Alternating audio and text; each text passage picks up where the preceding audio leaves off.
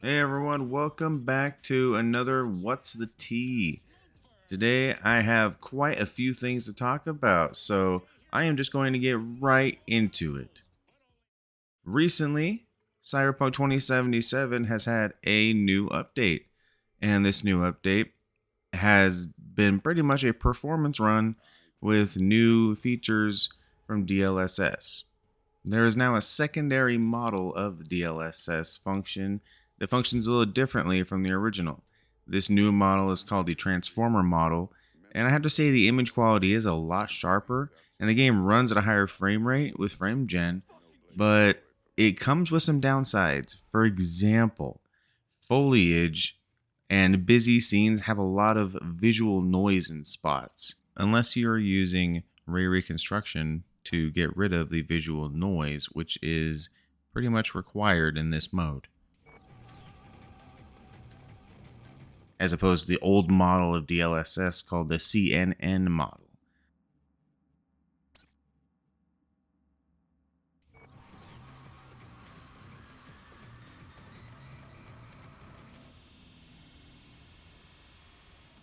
And some indoor scenes have some weird shimmery effects on walls and things where the ray tracing is bouncing, and you can really just see this kind of smear, and it's really noisy looking. It looks really weird. But other than those issues, it looks really, really nice. I imagine these issues won't stick around for very long. It is a new update. It like literally dropped the other day as kind of a surprise after the 50 series cards were announced. And I really like to see these big changes to DLSS because I do like the tech, but I think a lot of it is still just kind of here or there. Like, for instance, anything below quality mode just makes images look really blurry, at least when you're playing at 1440p. I'm sure using DLSS and balanced mode probably works a lot better at 4K, but the overall quality of DLSS has been improved all across the board on both models, and now it seems like there's yet another time to schedule a playthrough of one of my favorite games ever. She's hit! Unit down! The PC release of Final Fantasy VII Rebirth also came along last week too, and your boy went back to play Part 1 Remake on PC a bit before Rebirth, so I could get a firm grasp on the overall quality of these ports together. I've heard that the first port didn't go so well when it first came out, but has leveled out since then, so I was curious to see how Rebirth stacked up. Now, I've already gone on record on how much I love Rebirth, putting it in my top games of last year. However, I think Rebirth was fumbled a bit in the performance mode side of things, especially when you choose to play on PS5 like I did. On PS5, obvious issues arise from the moment you start playing. Either play the game with active resolution scaling at 1080p, which can scale down to 900p to maintain 60 FPS in its performance mode, giving it a really bad blurry image, or you could play in quality mode, which brought up your resolution, but at the cost of a 30 FPS cap, which I might add, it was not hitting consistently, making the game look really jittery, and you couldn't see what was happening in the fast, like high speed scenes, on top of feeling really laggy to play because Cloud, on top of other characters, are very fast and they need fast controls to really do what they gotta, especially counter and things like that when you're playing as Cloud. They did add another performance mode with a somewhat sharper image, but it didn't change really anything else. And while having this new performance mode with a sharper image was kind of nice, not changing anything else it was suffering from, which was like low poly textures on a bunch of things, really bad water effects, and a super close draw distance being like the biggest things that bothered me. I give this context to say this: PC version of Rebirth is now the only way that you should play Final Fantasy VII Rebirth even if you have a weaker PC with like a 10 series card, right? Because you can still get better picture quality and probably a more consistent frame rate with it on PC. Now, that might be a hot take for PlayStation fans, and it sucks to say because this was not an issue for a remake on console, but Square really dropped the ball on optimization for the PlayStation 5 on Rebirth, and I really hope it changes on the next release. Because now that I played it on PC, I know how it's supposed to look. This game is one of the best looking games probably ever. The lighting is really nice, although I think the lighting was slightly better in the first game. That might also be a hot take, but there it is. But wow, this game is gorgeous on PC, and I plan on doing a playthrough like as quickly as I can before February sneaks up on us. Which takes us right into the next thing I wanted to talk about. How nice is that? February game releases are on the horizon, guys. They're looming and they're right there. Let's get into it. With Kingdom Come Deliverance 2. Now, I have not played the first one of this game, but I do have it. I got it on sale somewhat recently, so I do plan on playing the first and then playing the second one.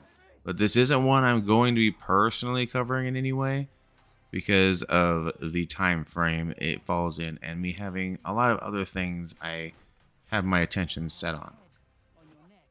Next is something I do plan on covering, or at least playing in some capacity, and that's Avowed. This is going to be on Xbox Game Pass, and this is parts of the team that made Fallout New Vegas, right? This is Obsidian Entertainment, and even if it's not Fallout New Vegas, I have enjoyed some of their other stuff like Grounded, and so I'm interested to see how Avowed kind of plays out, because I also really like the Outer Worlds, and that's one of my most look forward to games now is the Outer Worlds 2 since it was announced. So Avowed will be coming out on the 18th, and I'm going to be right there giving it a go. And now for me to fanboy a little bit, there is another Like a Dragon coming. Alright, I got it out of my system. Fire Yakuza in Hawaii is coming on the 21st. And I have 6.5 or so days to get that done. Because right after that, we got Monster Hunter Wilds. Oh boy. Oh man. Some other things might be coming around that time, but nothing else is getting played. Everything else is getting dropped if it ain't done, boys and girls. Monster Hunter Wilds is the thing that I am waiting for. After playing it for literal thousands of hours, Monster Hunter World became one of my favorite games of all time, along with its expansion, Iceborne. I think that is one hell of an experience, and that anybody can pick that up.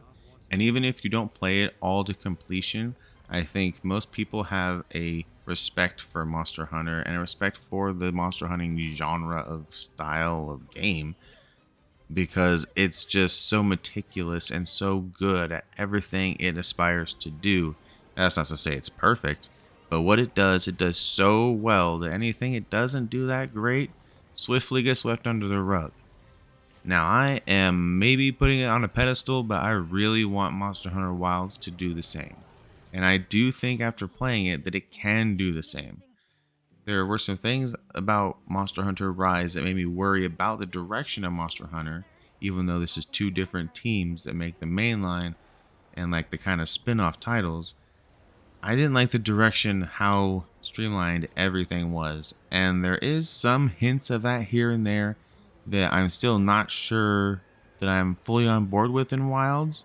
I really like the tactility of everything in Monster Hunter. I think it adds texture to the game, like even simple things like hitting a crystal once in Rise where you'll get everything from that gathering point, whereas in World and everything before, every time you hit it you get one thing, so you have to sit there and bam bam bam and get your things.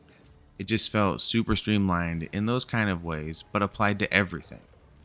So I'm hoping that's not the case for Wilds and that there's still enough tactility to make it feel like you are the hunter going out and doing these things. And I did get a good sense of that from the beta, so I have high hopes that this one can do it. It can surpass World. I believe in you, Capcom.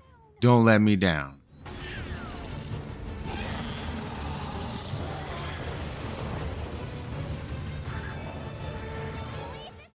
And other stuff that happened this week, Xbox did a developer direct, and during that, shined a spotlight on a few different games, two of which I was previously really excited for, the other a little skeptical, and another I had no idea was going to set me off.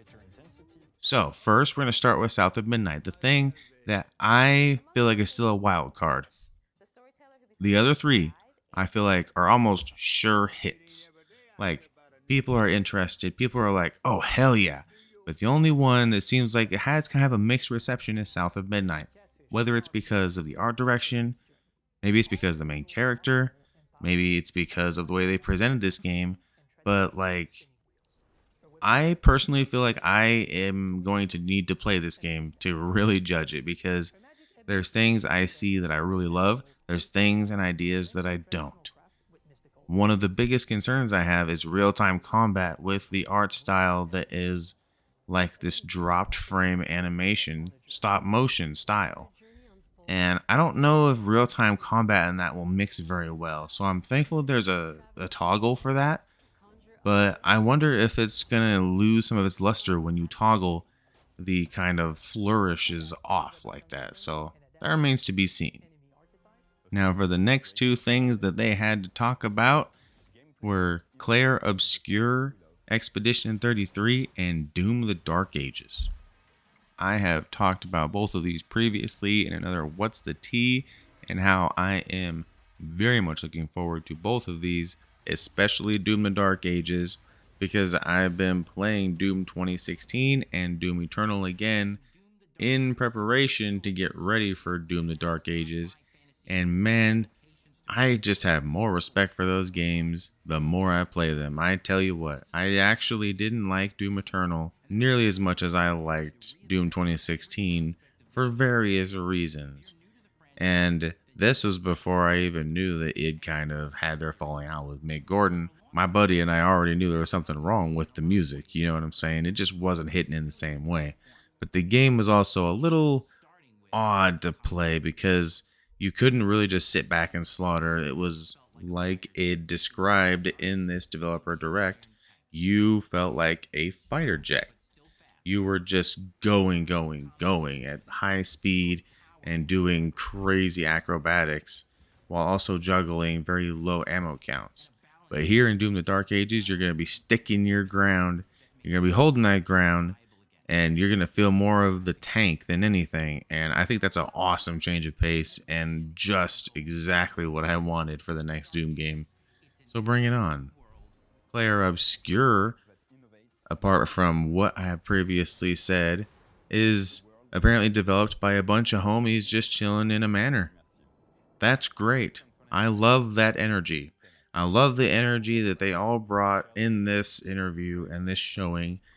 And every time I see this game, I think to myself, oh man, this is what like artistry in video gaming aspires to look like. Something completely unique. And I cannot wait to experience it. Now for the last thing, I did not see this coming, and neither did anyone else. Well, I guess a few people, but not in the way they thought it was gonna come out. Ninja Gaiden is back, baby. Ninja Gaiden 4 was announced, and I am so freaking hype. Holy hell, I gotta get it out. I love Ninja Gaiden. This has been one of my favorite series ever, and I have hardly ever talked about it now that I think about it, which makes me very sad. I'm gonna have to do a whole video on my love for Ninja Gaiden and how much I obsessed about this. Ninja Gaiden making a huge comeback with this one. Xbox also, when they announced and showed Ninja Gaiden 4, with its dual protagonists and its partnering with Platinum Games already being like a wow factor in of itself, they announced Ninja Gaiden 2 Black. This blew my mind. This still blew my mind that it happened. I remember playing Ninja Gaiden Black on the original Xbox at Blockbuster of all places, man. I saw it on the shelf and I was like, dude, I love this game. What do you mean Ninja Gaiden Black? What's different? And then I popped it in to realize they had turned the difficulty up to 11, changed all of the enemies around, give you a new player to play as. The graphics were better. Just so many changes. And that continued with Sigma. So to see a black version of Ninja Gaiden 2, which is some people's favorite, which I don't think is my favorite personally. I still like the first one better. But dude, this is so good. It's basically an R-rated cut of the game in the same vein of Ninja Assassin. If you haven't seen that movie, go out right now and watch it, and you will know exactly what I mean. Me and my friends like to say they ran out of buckets of blood when they made that movie, and it's wonderful. The same is here, where some scenes in the original are like PG-13 action-y. There's still some like Star Wars style beheadings and some body cuttage going on. Ninja Gaiden 2 Black turned that crank way the hell up, and I love it. However, some of the more out there sequences have been taken out for more cohesion, I'm guessing. But I really do miss my statue fight. But overall, Ninja Gaiden 2 Black is a solid experience, but one that is kind of flawed by being on Unreal Engine 5, as it's very heavy on PC and with lots of frame dips, especially in combat. But I imagine they'll be ironed out soon enough with this being a shadow drop and all. But all this has reminded me also, there is a sick looking 2D Ninja Gaiden title called Ninja Gaiden Ragebound that looks phenomenal and that it's coming this year also. I am so hyped and it is so good to be a Ninja Gaiden fan right now. So there we have it, folks. Our What's the Tea episode 7, and this one I loved putting together. I am so excited for Ninja Gaiden to be back on the map. I have gone on the record saying that I love me some Souls-like gameplay and most of the Souls games, if not all of them, but I think everyone has kind of defaulted to that style when it comes to wanting difficulty. So I am happy to see Ninja Gaiden return, showing people how difficulty can really be done. Because the only other one really doing it in the old arcade style was Devil May Cry 5, and it's been a minute since that came out. But this has been a great conversation. I hope you guys continue it in the comments. I love when anyone comments. I love replying to people. It's one of my favorite parts of doing this, and since this is the biggest reason I do this, is to share what I love with other people and the things that I find interesting. So like the video if you enjoyed this one, and subscribe if you'd like to stick around and be part of the conversation and part of the videos that I've been putting up. I recently put up a review for Freedom Wars, so go ahead and check that out. Anyways, I'll talk to you guys next time. Peace.